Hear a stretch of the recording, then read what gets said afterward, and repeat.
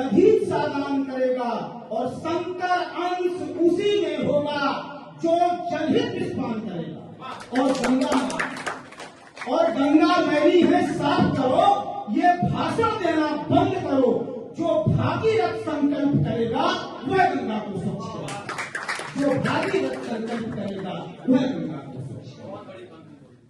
और इसके बाद में जो आजकल देश में महंगाई बढ़ रही है, क्या सस्ता होना चाहिए कि सस्ते हो मोबाइल सिम, कि सस्ते हो मोबाइल सिम इतना जरूरी नहीं, सस्ती दाल रोटी और साग होना चाहिए।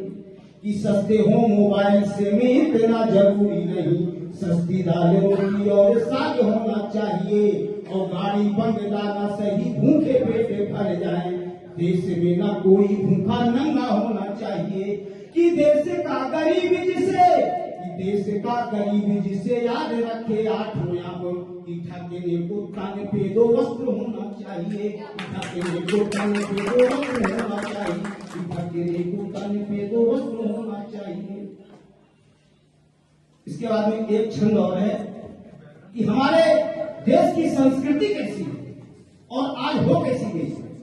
कि वेद की ऋचाएं संत ऋषि मुनि गाते जहां, कि वेद की ऋचाएं संत ऋषि मुनि गाते जहां, ऐसी सभ्यता रही है भारत महान की। और बाप बकरी जहां पे पीते जले एक घाट, ऐसी भूमि पावन पुनीत हिंदुस्तान की। कि गीता जाने देते कृष्ण, कि गीता जाने देते कृष्ण, मर्यादा राम की। और भीष्म की प्रतिज्ञा गाथा सुनी कर्णराम की। और पन्नामा का त्याग, कि पन्नामा का त्याग वीर शिवाजी का शौर्य। और तुलसी के दोहे कथा करुणा निधान की। तुलसी के दोहे कथा करुणा निधान की। तुलसी के दोहे कथा करुणा निधान की। और 4 पंक्तियां और पढ़ के मैं अपना स्थान ग्रहण करूंगा। जिनकी फितरत में शामिल है, जिनकी फितरत में शामिल है, कांटे ही कांटे बोना। वे पथ में बिखरे फूलों का मतलब क्या जानेंगे। वे पथ में बिखरे फूलों का मतलब क्या जानेंगे।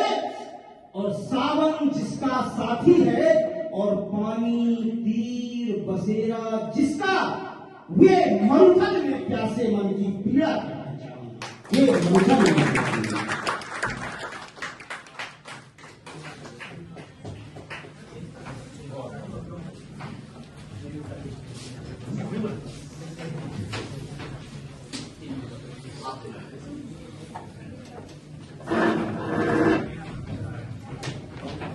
इसके बाद हमारे बीच मौजूद हैं युवा कवि देवेंद्र पाल जी,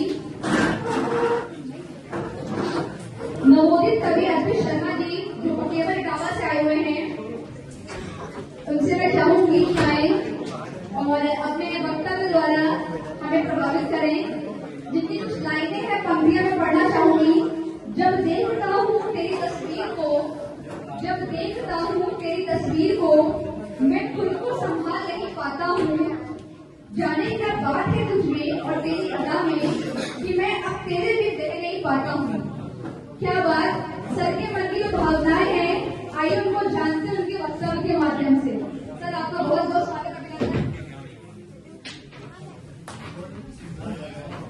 कार्यक्रम में उपस्थित सभी अतिथिगण और हमारे सीनियर कविगण और हमारे बड़े एवं छोटे भाई बहनों को नूतन वर्ष की हार्दिक शुभकामनाएं। मैं जो लिखता हूँ, मैं वो अपनी इन 4 पंक्तियों में बताना चाहता हूँ कि मेरी पंक्तियों में प्रेम झलकता है, ये तो आप सुनकर बताएंगे।